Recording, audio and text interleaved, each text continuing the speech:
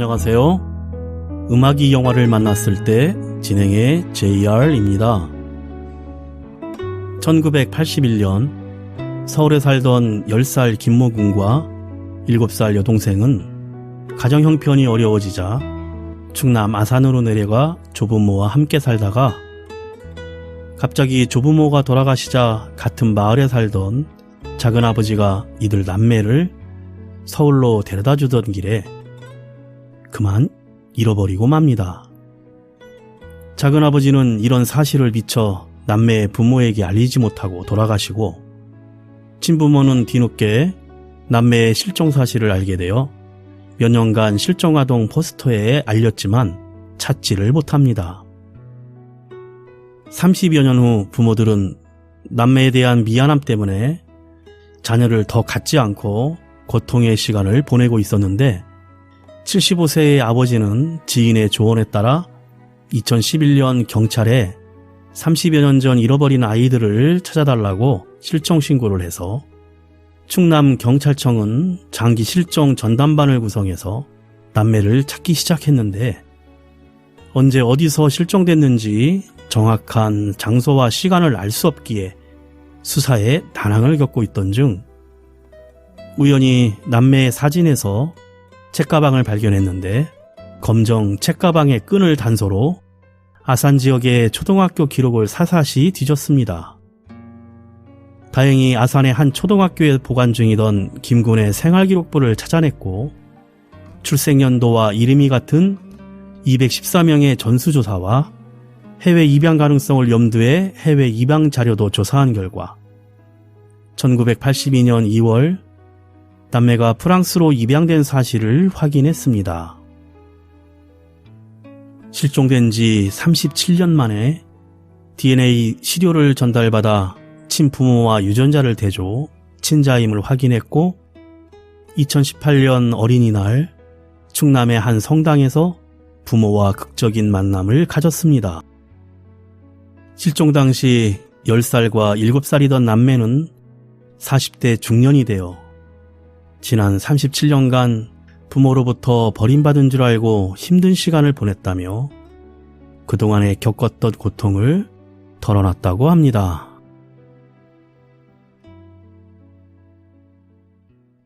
음악이 영화를 만났을 때 오늘 소개해드릴 영화는 지난 11월 상영된 한국 영화 나를 찾아줘입니다. 6년 전 실종된 아들을 보았다는 연락을 받은 정연은 숱하게 반복되던 거짓 제보와 달리 생김새부터 흉터까지 똑같은 아이를 봤다는 낯선 이의 이야기에 지체 없이 혼자서 시골 낚시터로 찾아갑니다. 하지만 자신의 등장을 경계하는 듯하는 경찰 홍경장과 비슷한 아이를 본 적도 없다는 낚시터 사람들이 뭔가 숨기고 있음을 직감한 정연은 포기하지 않고 진실을 찾기 시작합니다. 먼저 음악 듣고 영화 이야기 시작합니다. 러시아의 대표적인 로망스 여가수 안나 게르만이 부르는 이별 노래입니다. 가을의 노래.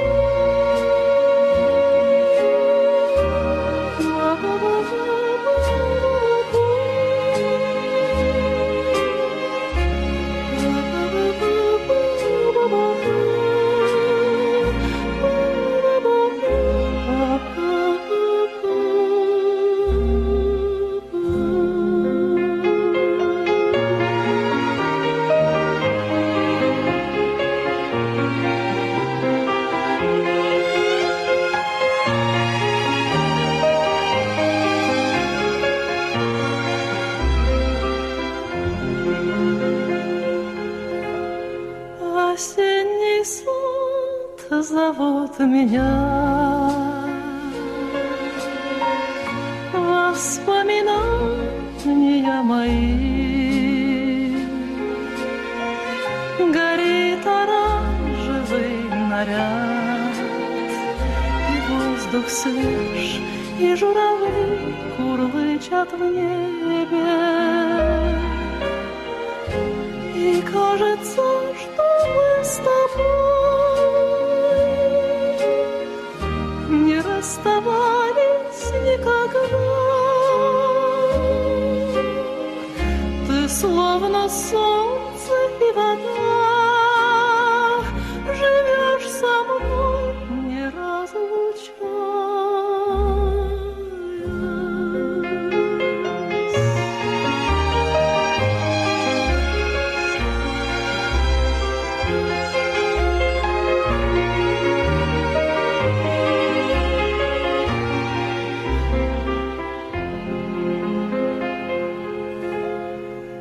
И так подряд уж много лет, когда приходит осень вновь, хочу найти затихший сад, чтоб все мечты и всю любовь вернула память. И голос твой услышу вновь, слова, как теплые огни, зовут меня в былые дни.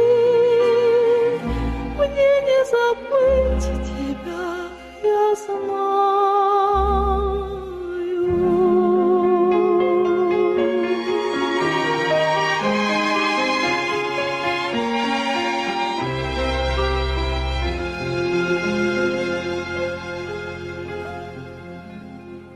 정연이 바닷가 갯벌이 넓게 펼쳐진 곳의 길을 걸어가는 장면으로 영화가 시작됩니다.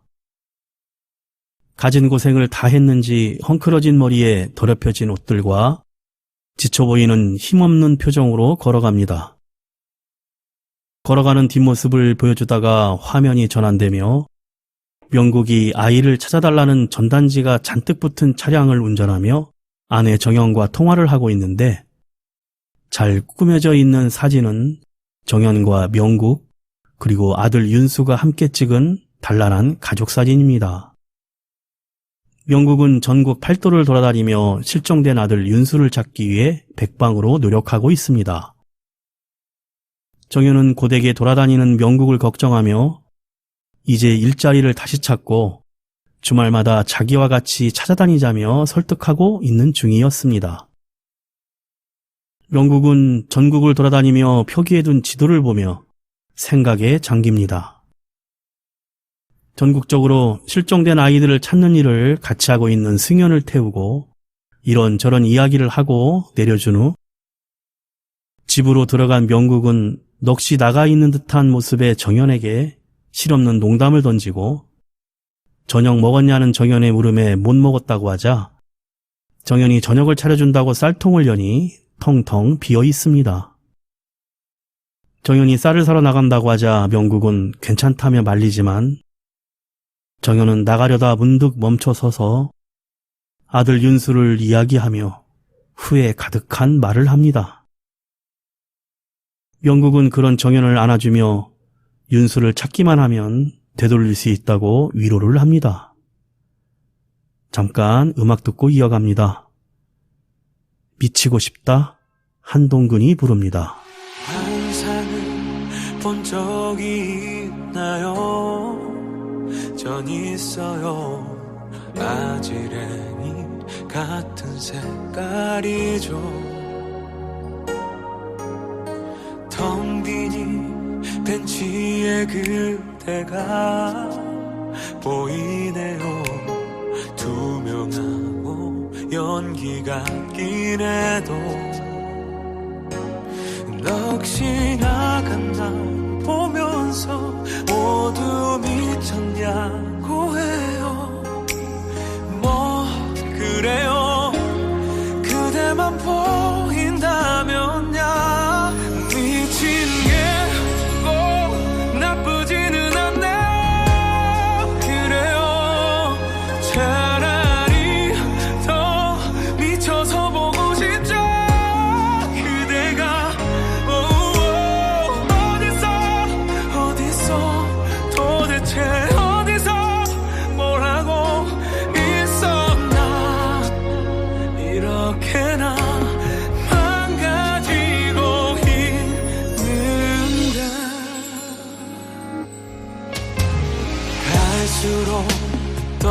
많이 보여요.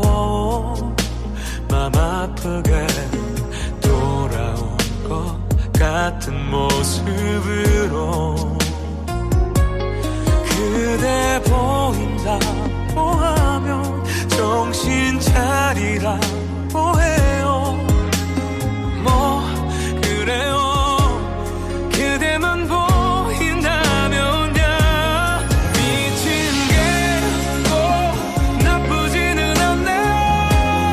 그래요. 차라리 더 비춰서 보고 싶죠. 그대가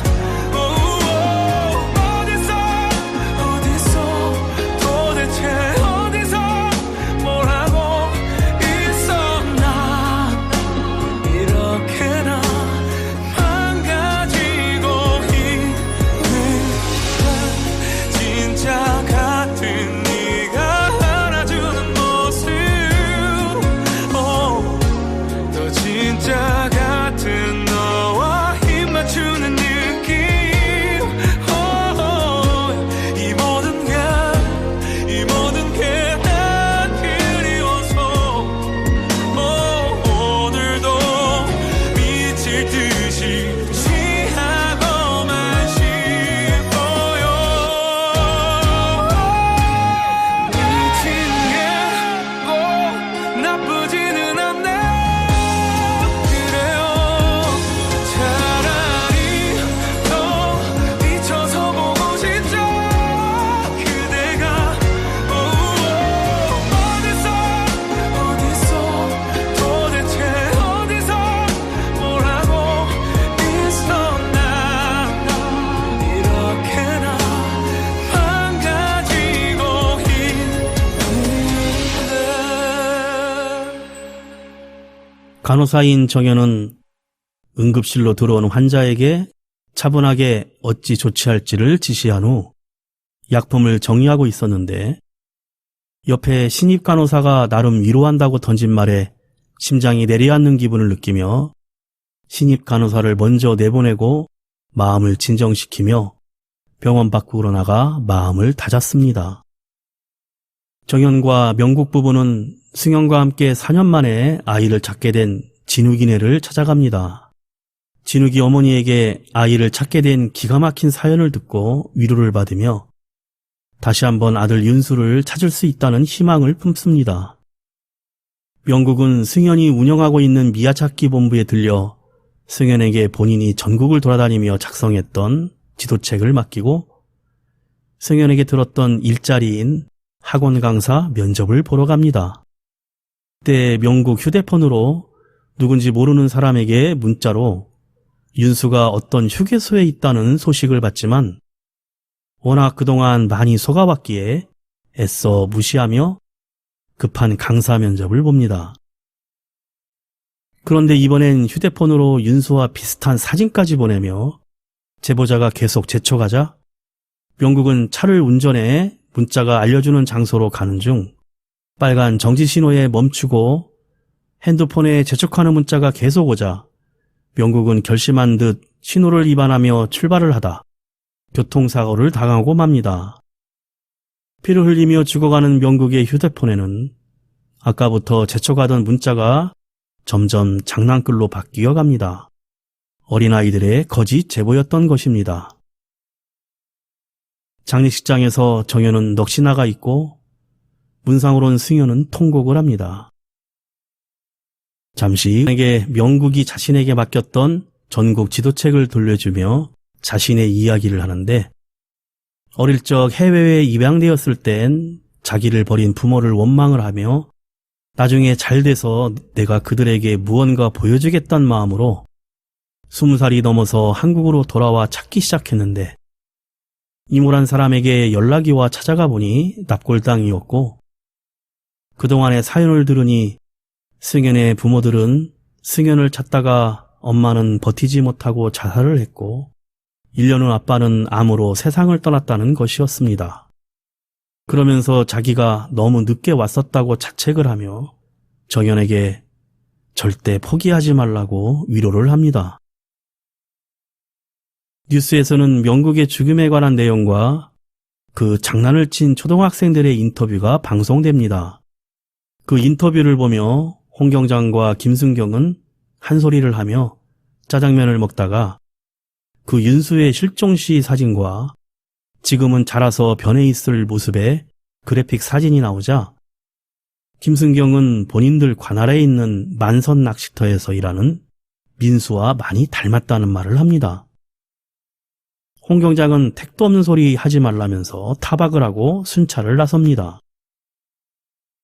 만선 낚시터는 강노인이라는 마을에서 상당한 영향력을 갖고 있는 사람의 소유로 감독인 최 반장과 살짝 모자라고 말을 더듬는 넙치, 딸로 추측되는 과부인 경자, 누군가가 맡겼다는 아이 민수, 그리고 경자의 아들이라는 지호가 살고 있습니다.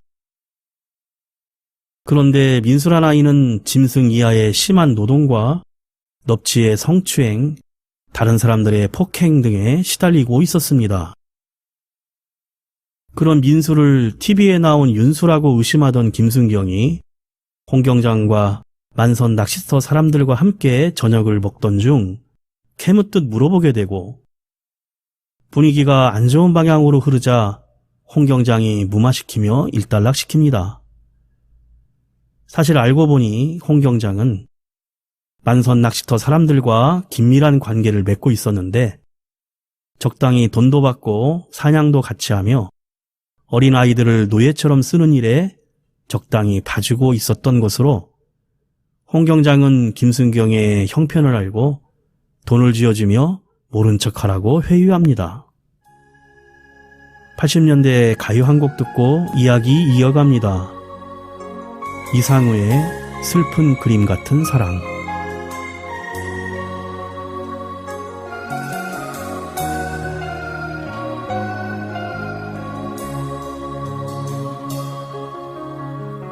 안녕이라는 말 대신 그대 창에 커튼을 내려도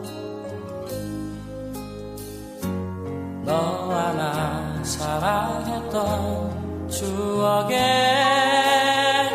커튼만은 내리지 말아줘요.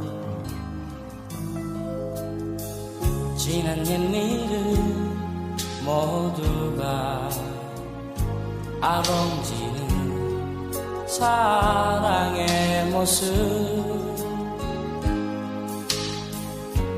눈물로 헤어지는 오늘도 언젠가는 그리워질 테니까 이별 없이 사랑할 수 없다고 바람 이토록 모질게도 불었나 그대가 없는 하얀 밤들 이젠 사랑이라 말할 수 있나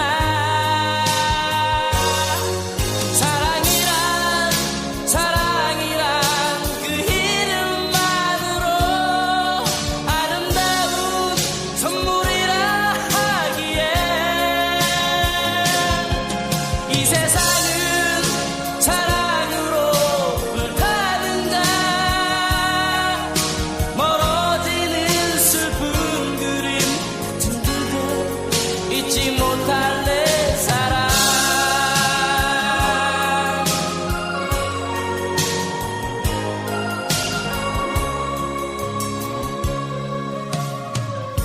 이별 없이 사랑할 수 없다고 바람 이토록 모질게도 불었나 그대가 없는 하얀 밤들은 이젠 사랑이라 말할 수 있나 사랑이란 그 이름만으로 아름다운 선물이라 하기에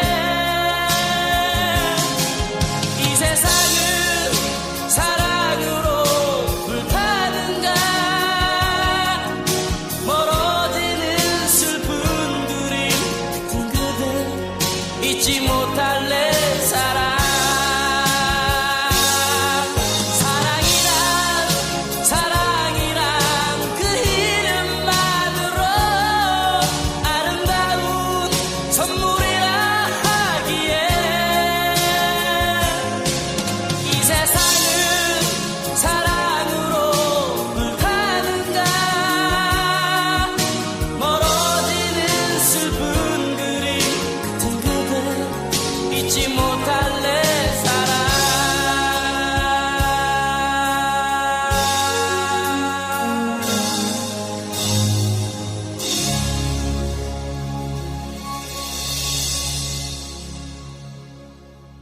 그래도 일말의 양심은 있었던 김순경은 TV로 본 정연의 휴대폰으로 전화를 거는데 전화를 받은 것은 정연에게 돈을 빌리러 온 명극의 동생 명득이었습니다. 김순경에게 민수에 대한 정보를 들은 명득은 돈이 필요했던 터라 형수에게 알려주지 않고 심부름 센터를 시켜 정연에게 정보를 팝니다. 정연은 이를 눈치채지 못하고 명득에게 산 정보를 가지고 만선 낚시터로 찾아가는데 때마침 민수는 강노인 근처에서 따로 낚시터를 하고 있는 황 사장과 이 사장 쪽에 가서 일을 하고 있어 없었고 아들을 찾으러 왔다는 정연의 말을 듣자 경자는 급히 홍 경장에게 전화를 하고 홍 경장은 민수를 어디 못 나오게 하라고 지시를 한 후 정연을 대신 만납니다. 민수란에는 없다고 발뺌을 하고 먼 길을 왔으니 저녁이나 하고 가라며 만선 낚시터 사람들과 같이 저녁을 먹습니다. 정연은 강노인의 배려 아닌 배려로 좋은 숙소에서 밤을 보내지만 아들 윤수가 있을 것 같은 확신이 들어 비오는 밤에 몰래 다시 만선 낚시터로 찾아가고 집 안을 둘러보는데 경자의 아들 지호가 잠금장치가 되어 있는 방에 갇혀서 자고 있고 지호보다 나이 많은 아이의 신발을 확인한 후 강노인이 사유지라고 했던 컨테이너로 몰래 들어갑니다. 홍 경장의 지시로 못 돌아다니게 허름한 창고에 발목에 족사가 채워진 민수를 넙치가 지키고 있습니다. 정연이 컨테이너를 둘러보다 민수가 자던 장소까지 들어오는데 화장실을 다녀오던 넙치에게 발각되어 급히 숙소로 돌아갑니다. 다음날 정연은 돌아가겠다며 만선 낚시터 사람들에게 작별 인사를 하며 경자의 아들 지호에게 한번 안아보자며 엄마 말 잘 듣고 라고 당부의 말을 하는데 지호는 귓속말로 우리 엄마 아니에요 라고 정연에게 속삭입니다. 이 말에 정연은 다시 한번 의구심을 느껴 경찰에 신고를 하자 홍 경장이 경찰차를 끌고 옵니다. 왜 왔냐는 경자의 말에 신고를 받고 왔다고 말하는 홍 경장. 이 말에 격분한 경자는 정연에게 큰소리치며 싸우려 하자 홍 경장이 말리면서 정연에게 그냥 올라가라는 압력의 말로 보내려 하지만 발걸음이 떨어지지 않은 정연은 차를 끌고 가다 갈림길에서 차를 세웁니다. 전봇대에 강아지 찾는 전단지 뒤에 가려져 있던 윤수의 전단지를 보고 나서 확신을 얻고 다시 차를 돌려 밤이 될 때까지 차 안에서 기다립니다. 잠시 쉬어갑니다. 자우림 김윤아가 부릅니다. 안녕. 우리들의 얘기가 마지막 장을 향하네.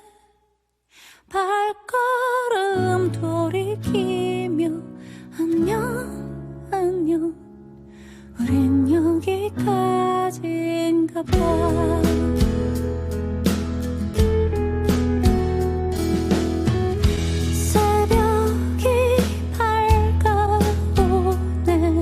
조용히 차가운 숨을 내쉬며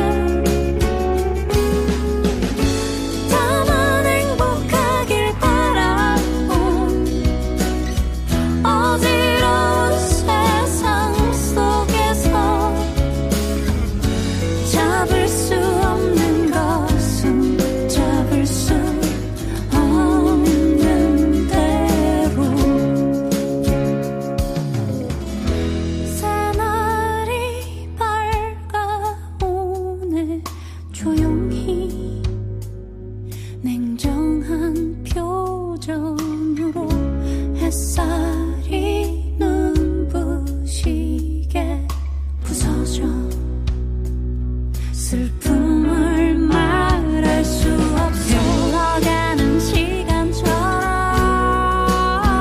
우리의 인연도 흘러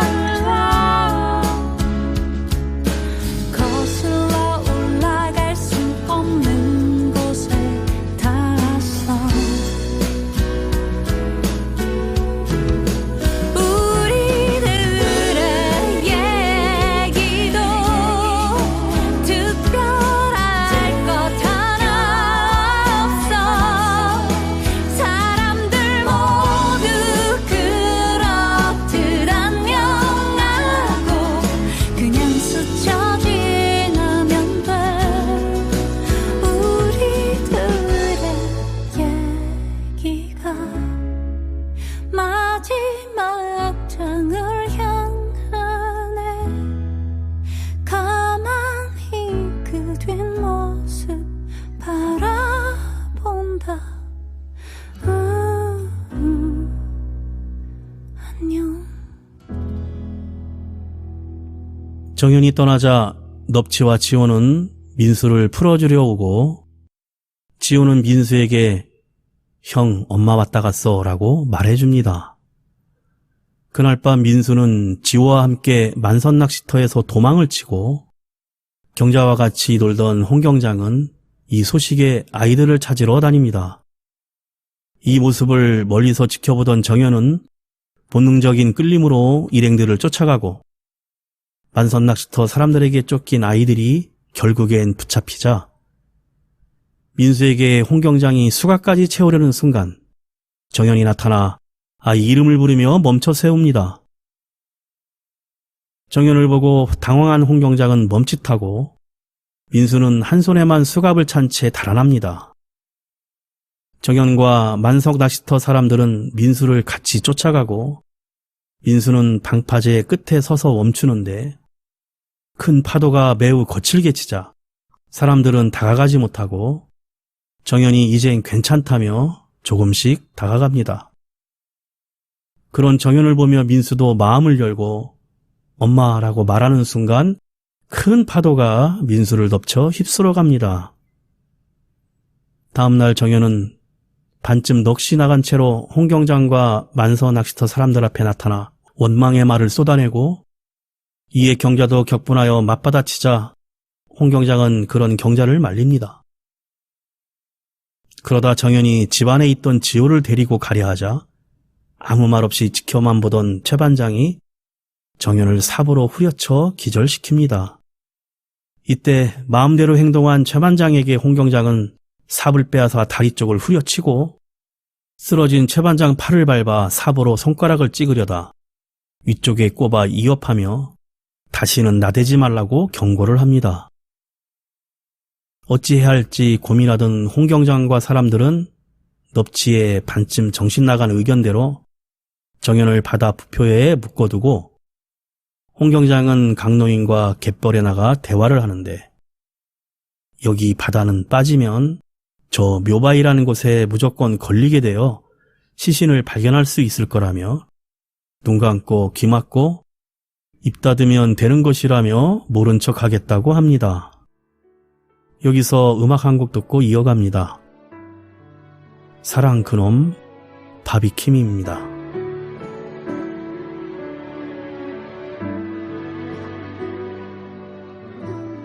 늘 혼자 사랑하고 혼자 이별하고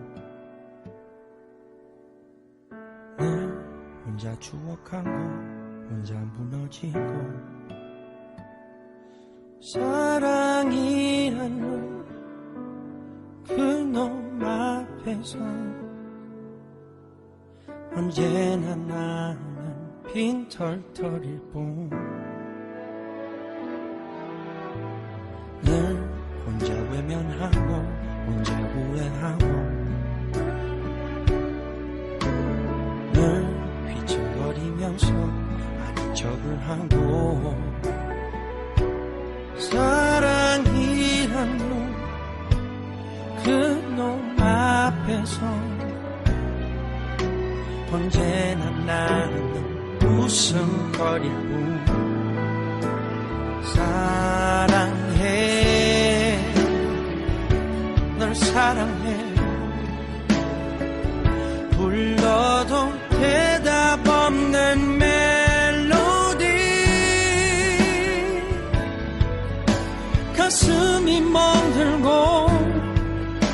밤에 눈은 멀어도 다시 또 발길을 그 자리로 사랑해 또 사랑해 제멋대로 왔다가 자기 마음대로 떠나간다 왔을 때처럼 아무 말도 없이 떠나간다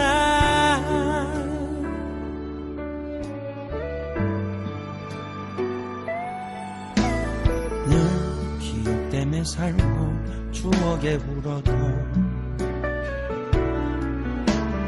늘 너를 잊었다고 거짓말을 해도 숨을 삼키며 마음을 삼키고 그저 웃으며 손을 흔든다 사랑해 널 사랑해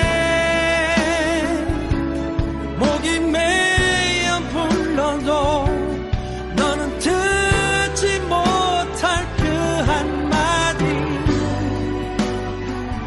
고개를 걸구면 사랑 앞에 난 또 서 있다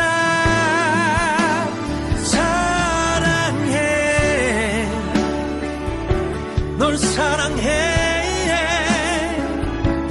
제멋대로 왔다가 자기 마음대로 떠나간도 왔을 때처럼 아무 말도 없이 떠나가도 모른 척 해도 날 잊는 해도 사랑은 다시 또 온다 그래 아직 내 가슴은 믿는다 사랑은 다시 또 온다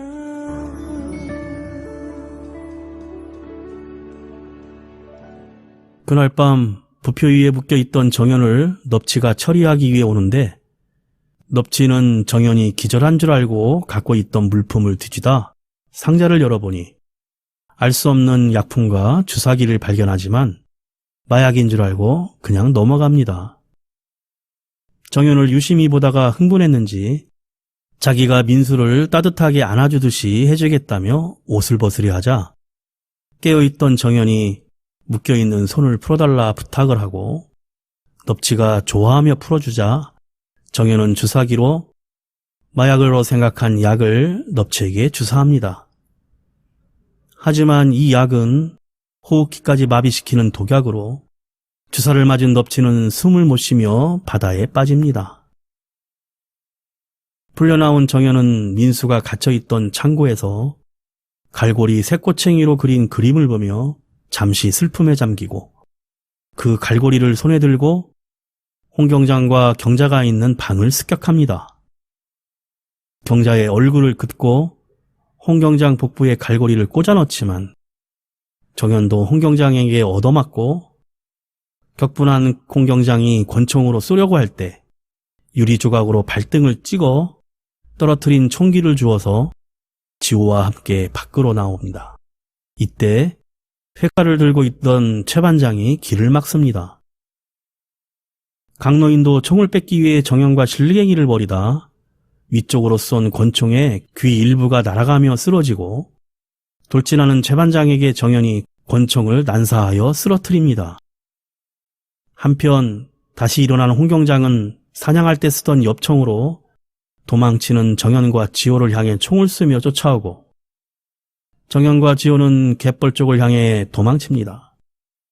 쩔뚝거리며 쫓아가던 홍 경장은 실수로 갯벌에 실탄을 떨어뜨렸다 다시 주워 장전하고 쏘지만 역발사고가 나 눈 부위에 화상을 크게 입자 총을 버리고 배를 타려는 정연과 지호에게 바짝 따라붙습니다. 지호를 먼저 배에 태운 정연은 홍 경장과 육탄전을 벌이고 홍 경장은 수갑으로 정연을 갯벌에 고정된 나무 기둥에 걸지만 뻘을 이용해 수갑을 벗긴 정연이 반대로 홍 경장의 팔에 수갑을 채우고 배에 올라탑니다. 밀물이라 바닷물이 계속 들어오고 마음이 급했던 홍 경장은 그만 수갑 열쇠를 갯벌에 떨어뜨리고 절교를 합니다. 잠깐 쉬어갑니다. 가수 태연이 부릅니다. 사랑 그 한마디.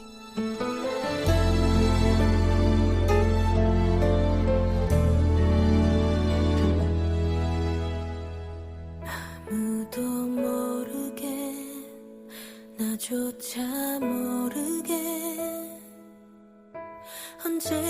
언제부터인지 그대가 내 맘에 어제도 눈물이 오늘도 눈물이 흘러 고개를 숙인 채로 난 그댈 보내 사랑은 그렇게 그대가 모르게 아무 이유 없이 그대를 내 맘에 홀로 이렇게 임을 되뇌이며 우는 나를 그대는 아는지 넌 내 안에 그려놓은 한마디 늘 내 안에 숨겨왔던 한마디 그대를 바라보고 있는데 늘 곁에 있는데 사랑 그 한마디만 못해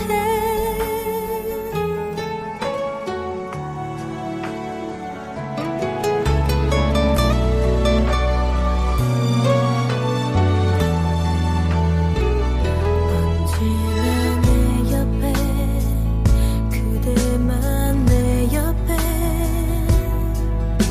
있어달란 말은 아직도 내 안에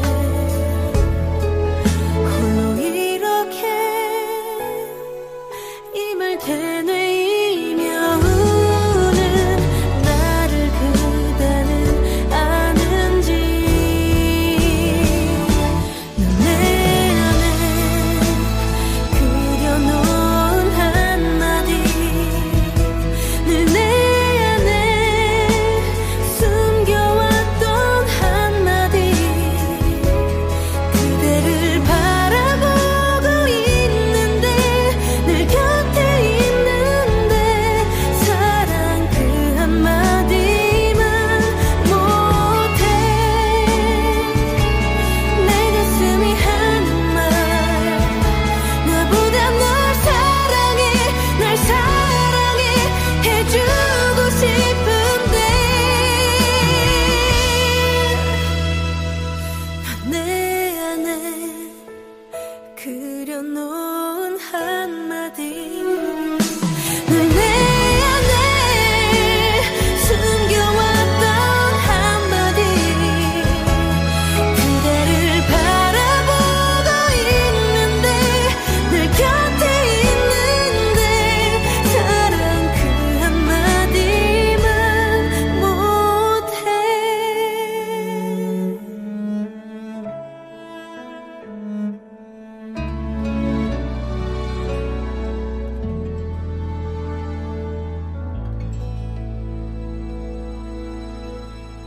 경찰들과 구급차들이 와 있고 앉아있는 정연은 다시 돌아와 달라는 지호에게 약속을 하고 영화의 첫 장면으로 다시 돌아가 정연이 바닷가 갯벌이 넓게 펼쳐진 곳을 걸어가는 장면과 갖은 고생을 다했는지 헝클어진 머리에 더럽혀진 옷들과 지쳐 보이는 힘없는 표정입니다. 정연은 뭔가 허탈하면서 상실한 듯이 넙치에게 주사했던 약을 손목에 주사하려다 화면을 쳐다봅니다. 그렇게 걷다 보니 묘바위 위에 걸려있는 민수의 시신이 보이고 다가갑니다. 민수를 안으며 발가락을 확인해 보는데 윤수와 다른 모습입니다. 민수는 윤수가 아니었던 것입니다. 2년 후 차를 운전하며 어딘가 가고 있는 정연은 지호에게 전화가 걸려와 통화를 하는데 지호가 꿈에서 민수를 봤다는 얘기를 합니다. 정연은 어느 병원에 도착을 하고 한 아이의 뒷모습이 보여지며 영화가 끝이 납니다. 108분 러닝타임을 버텨야 한다고 느낄 정도로 고통의 연속입니다. 놀이터에서 사라진 7살 아이의 끔찍한 6년간의 이야기, 그리고 그 부모가 감당해야 했던 애끓는 시간을 지독하고 냉혹하게 보여줍니다. 노동력 착취부터 폭행과 폭언, 강간까지 아동을 학대할 수 있는 모든 내용들이 등장을 합니다. 정연은 6년 전 아들 윤수를 잃어버린 엄마입니다. 가끔은 육아가 고돼서 혼자 있고 싶다고 생각도 하고 아이가 일주일쯤 없으면 좋겠다고 느끼는 평범한 워킹맘이었던 정연은 놀이터에서 아들이 사라진 후 남들이 보기엔 멀쩡한 것처럼 간호사로 병원에서 근무하지만 실상은 독약을 휴대하고 다닐 정도로 정신은 피폐해져 갔습니다.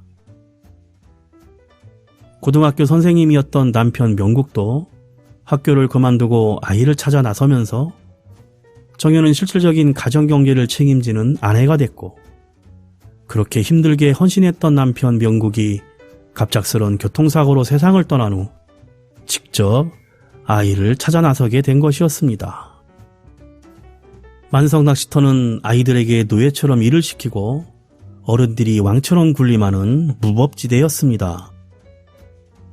이곳에 아들을 찾아 정연이 나타나자 낚시터 사람들은 자신들의 세상이 무너질까 거짓말을 하고 거칠게 저항하며 진실을 파고드는 정연과 낚시터 사람들이 점점 파국으로 치달아가고 마지막 반전 그리고 결말까지 답답했던 심정이었지만 엔딩 크레딧이 올라갈 때 뭉클하며 가슴속에 떠오르는 감정이 있었는데 그것은 바로 영화가 재밌다던가 박진감이 넘친다느냐를 떠나서 꼭 한 번만 한순간이라도 아이를 잃어버린 가족의 마음에 공감했으면 하는 그런 바람이었습니다. 음악이 영화를 만났을 때 영화 나를 찾아줘는 김승우 감독의 데뷔작으로 14년 만에 스크린에 복귀하는 이영애가 주연을 맡았습니다. 친절한 금자씨 이후 출연하여 화제가 되어 2019년 제44회 토론토 국제영화제에서 공개된 뒤 국내에서 개봉했는데요. 각본은 2008년도에 쓰여졌고 당시의 제목은 아무도 없다였는데 영화진흥위원회의 시나리오 마켓 최우수상을 수상했습니다.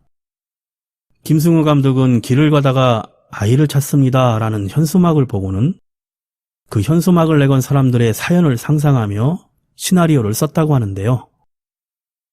다만 실제 제작은 여러 번 불발이 되었다가 10여 년이 지나서야 이루어졌고 등장인물의 설정과 결말, 제목이 달라졌는데 좀 더 희망적인 분위기로 변화한 것이라고 합니다. 주연 배우 이영애는 모든 스토리를 이끄는데 스산한 오프닝부터 남들이 아이를 잃은 엄마 같지 않다고 할 정도로 가면을 쓰고 생활하는 일상, 그리고 낚시터 사람들과 몸싸움을 불사하는 강인한 엄마의 모습까지 나를 찾아주는 이영애로 시작해 이영애로 끝이 난다고 해도 과언이 아닐 것입니다. 조금의 꾸밈도 없었고 부스스한 헤어스타일, 화장기는 물론 핏기도 없는 얼굴로 카메라 앞에 섰지만 존재감은 월등하여 역시 배우 이영애라